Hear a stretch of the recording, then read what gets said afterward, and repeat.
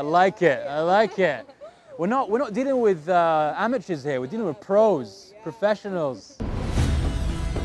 We are the educated. So you're a student. We are the educated.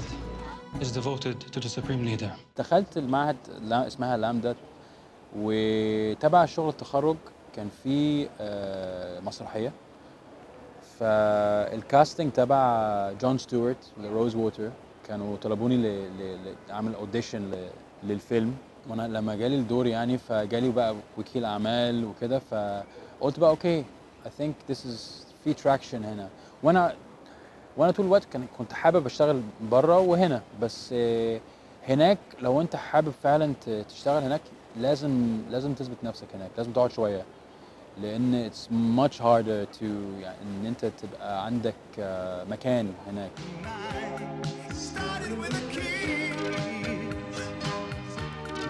ليمبو بصراحه بالنسبه لي اصعب دور عملته في حياتي، بس the most enjoyable. أنا استمتعت جدا لأن الريزلت I'm super proud of it. It's very unique.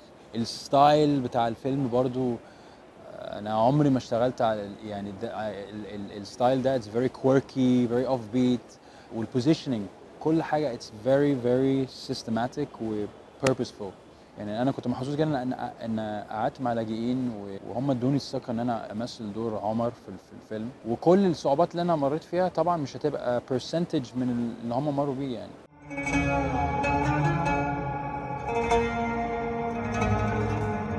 البركه بقى في خيام علامي، هو علمني شويه تكنيكس كده ازاي تمسكه وازاي في نوتس في الاغنيه and he taught me how to do it.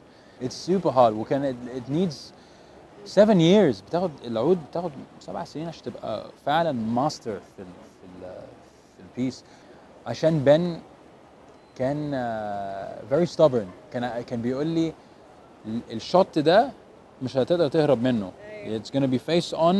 We're gonna see you. We're gonna see your notes. والناس اللي هم يعني كمان بيعرفوا يلعبوا العود هيعرفوا ان انت you're gonna be faking it. Traffic again. This one's lethal this time. They're being stubborn.